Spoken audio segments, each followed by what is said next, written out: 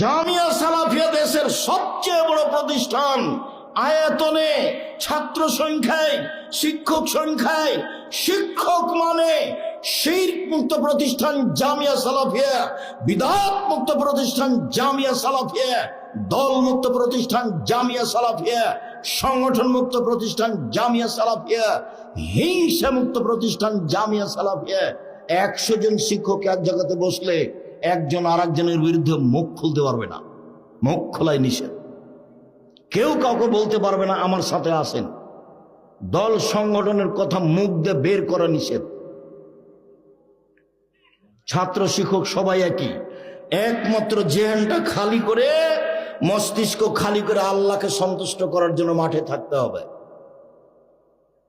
ইবাদতে থাকতে হবে। আব্দুর রাজ্জাক সাহেবকে শ্রদ্ধা করি, কোরআন হাদিসের কথা বলে, সেই জন্য একদিন দেখছি বাম হাতে পানি খাচ্ছে, তখনও কি শ্রদ্ধা করব?